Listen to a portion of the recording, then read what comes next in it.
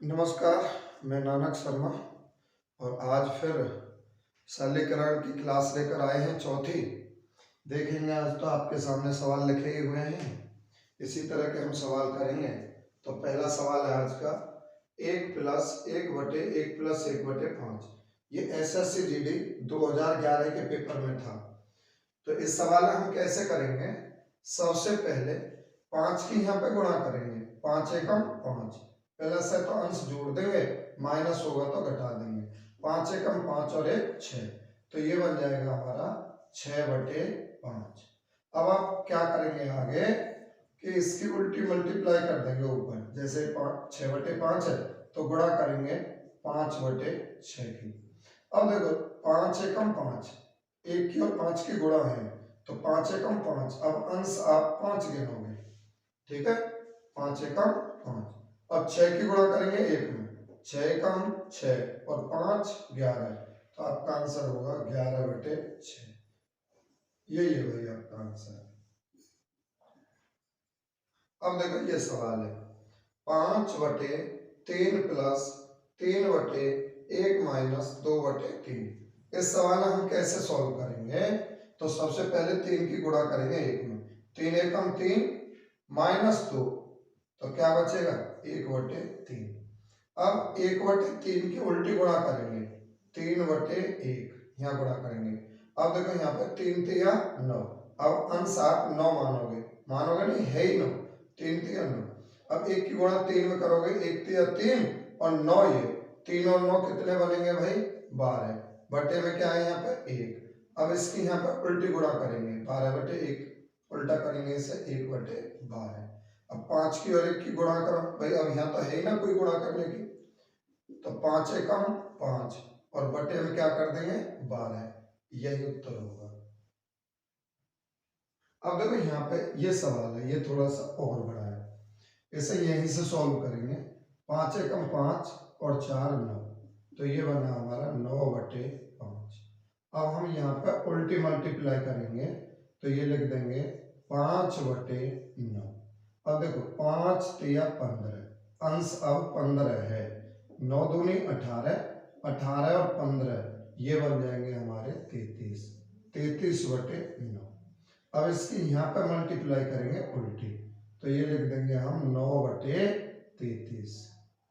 अब आप देखोगे 9 दूनी 18, अंश अब 18 हुआ, 33 एकम 33 और 18, 33 और 18 कितने होंगे, 33 और 18 ये बन जाएंगे 51, तो आप लिख देंगे 51/33। अच्छा, अब इसकी यहाँ मल्टीप्लाई करो उल्टी, यानी 33/51। अब अंश क्या होगा हमारा, 33 एकम 33, अंश अब 33 है, 51 एकम 51 और 33, जब ये आप जोड़ोगे ना ये बन जाएंगे 84/51। अब ये कटना है 3 से तो काट दें, 3 दूनी 6 और 3 अट्ठे 24, फिर 3 से ये काटेंगे 17 बार। अब और सरल करें, 17 का भाग देंगे, देखो यहाँ पे लिख रहा हूँ, 17 का भाग देंगे, 17 एकम 17 बचे 11 और बटे में 17, तो ये हमारा बनेगा आंसर। x+1/3+1/4 और बराबर में 2 है, तो यहाँ पे हमें x का मान बताना है। तो कैसे करेंगे भाई, 4 तिया 12 और 1 13, ये बन जाएगा 13/4। फिर से हम उल्टी गुणा करेंगे, 4/13, तो अंश क्या हो जाएगा, 4 एकम 4, 13 एकम 13 और 4 17, तो ये बना हमारा 17/13। अब इसे मैं हटा रहा हूँ थोड़ी देर के लिए, ये बराबर में यहाँ दो। अब हम क्या करेंगे, 17/13 की उल्टी मल्टीप्लाई, यानी 13/17, अंश क्या बना 13 एकम 13, 17 के आप गुणा करोगे x में, तो 17x, 17 के x में गुणा करेंगे तो ये बन जाएगा 17x और प्लस 13 जोड़ेंगे और बटे में क्या है, बटे में भाई 17, और बराबर में क्या है, बराबर में है ये 2। अब यहाँ पे लिख रहा हूं मैं, यहाँ पर देखो ये 17 हम उधर भेजेंगे तो 17 यहाँ भाग में और दाएं तरफ ले जाएंगे तो ये गुणा हो जाएगी, तो 17 दूनी 34, उधर जाकर 34 बन जाएगा ये, तो ये लिख देंगे 17x प्लस 13 बराबर 17 दूनी 34। अब हम क्या करेंगे, 13 इधर भेजेंगे, यहाँ प्लस का इधर माइनस का होगा, तो 17x बराबर ये माइनस कर देंगे उधर, तो ये बच जाएंगे हमारे 21। और x का जब मान निकालेंगे तो 21/17, 17 का भाग देंगे भाई एक बार जाएगा, शेष बचा 4 और भाग दे रहे हैं हम 17 से, ये हमारा आंसर होगा 1 से 4/17। नेक्स्ट क्वेश्चन 5 है और ये बहुत अच्छा सवाल है। 2.5 माइनस 1/3.25 माइनस 2.5/0.75 प्लस 0.5 बराबर क्या होगा। तो देखो भाई हम ऐसे ही सॉल्व करेंगे जैसे अभी तक हमने सवाल सॉल्व किए। पहले हम ये सॉल्व करेंगे, तो आप बताओ, ये हम बोलेंगे 75 पैसा और ये 50 पैसा, तो ये टोटल कितना होंगे, 75 पैसा और 50 पैसा, 1.25 रुपए। यानी जब ये जोड़ोगे आप तो ये बन जाएंगे 1.25 और 1.25 यानी 1.25 रुपया, और ये कितने 2.5, यानी इसका 1.25 से ये 2.5 है, 1.25 दूनी 2.5, ये बन जाएगा 2। अब आप देखोगे कि 2.5 माइनस 1/, ये 3.25 है, इनमें से 2 माइनस कर दें तो ये आ जाएगा 1.25। अब आप क्या करोगे, ये वाला पॉइंट हटाओगे, तो यहाँ दशमलव के बाद 2 अंक है, अंश में 2 जीरो बढ़ा देंगे। अब काट पीट कर ले, जब काटेंगे 25 चौका और 25 पंजे, ठीक है भाई। अब देखो 2.5 माइनस, जब हम इस 4 में 5 से भाग देंगे तो भाई इसे डबल लिख देंगे और पॉइंट एक अंक पहले लगा देंगे, ठीक है। अब क्या करेंगे, 2.5 में से पॉइंट 8 घटाएंगे तो 15 में से 8 गए 7, दशमलव के नीचे दशमलव लगाएंगे और 2 यहाँ 1 है, 1 ये जो काटो, तो ये आंसर आ जाएगा हमारा 1.7। अच्छा, अब इस सवाल में क्या कहता है, ये 37.5 में कितने 1/8 है। देखो 37.5 में कितने 1/8 है ये बताना है। 37 दूनी 74 और 1 75, 75/2। इस वाले हिस्से में कितने 1/8 है, यानी 1/8 से इसमें भाग देंगे, तो भीतर भीतर वाले की गुणा और बाहर बाहर वाले की गुणा, तो 8 की गुणा है 75 में हो जाएगी, तो ये बनेगा 75 गुणा 8 और बट्टे में 2, 2 गुणा 1 ये वाले, तो 2 से ये काट देंगे हम 8 कितने बार, 4 बार, और ये कर देंगे भाई 75 चौका 300, यही उत्तर है हमारा। ये 37.5 में 1/8 कितने आएंगे, 300 1/8 आएंगे। चलो अब ये सवाल है बिल्कुल सेम ऐसा ही है, 1/12 का कौन सा भाग 3/8 है, यानी 3/8 कौन सा हिस्सा है 1/12 का, तो आप क्या करोगे 3/8 अंश में लिखेंगे और 1/12 हर में रखोगे।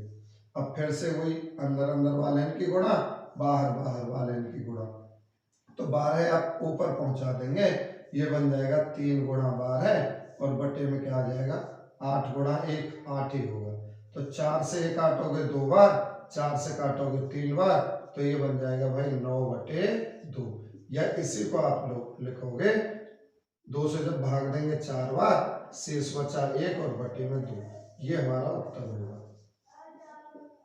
अब आ जाओ इस पे, ये कह रहा है 57 का 2/3 90 के 1/3 से कितना अधिक है। देखो 57 का मतलब होता है गुणा, 2/3 का मतलब होता है 2/3, यहाँ पे कॉमा है, कॉमा लगा। फिर ये कह रहा है 90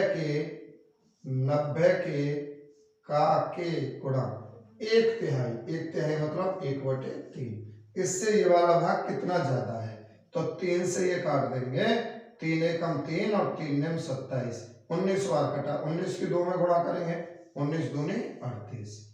अच्छा 3 से जब ये डिवाइड करेंगे तो ये 30 बार और 30 एकम 30, यानी अब ये कह रहा है कि 30 से 38 कितना ज्यादा है, माइनस कर देंगे, कितना ज्यादा है भाई 8। चलो भाई अब ये सवाल है आपका 8वां।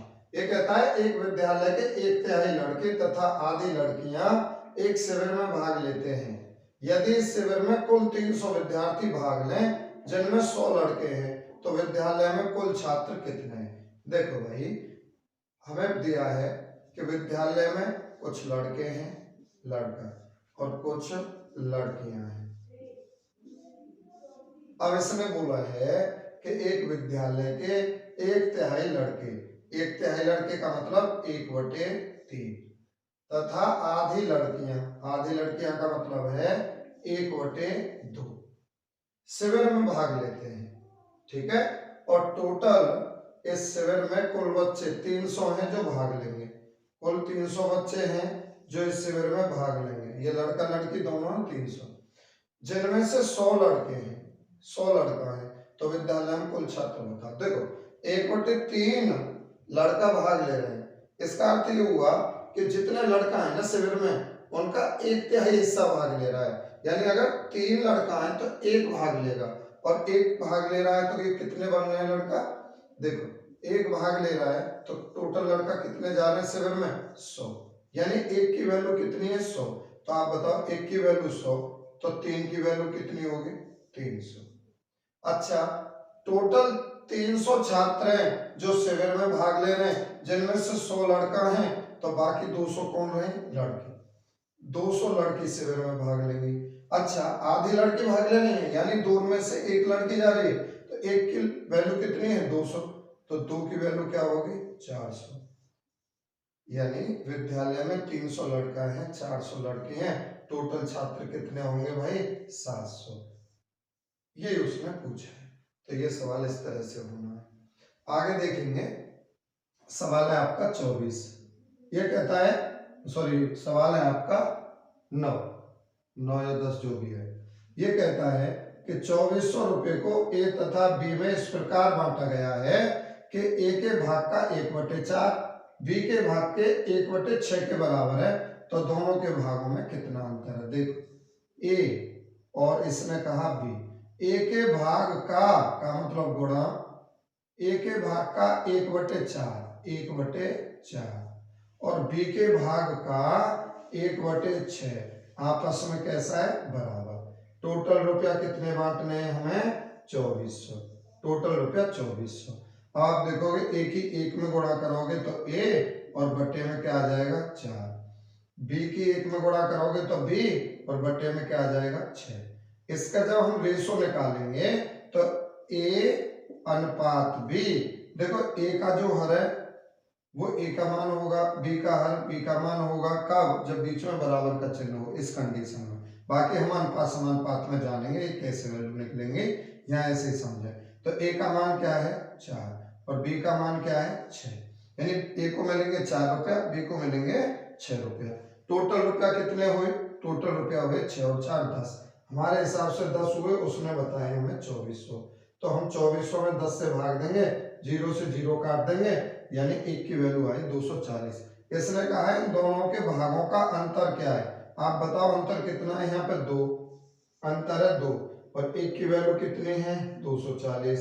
तो जब 240 दूनी करोगे तो ये आ जाएंगे हमारे 480। यानी इन दोनों को जो पैसा मिलेंगे उनका अंतर 480 है। तो भाई ये आज के सवाल थे सरलीकरण के, और आगे फिर मिलेंगे। अगर वीडियो अच्छी लगे तो इसे आगे बढ़ाएं।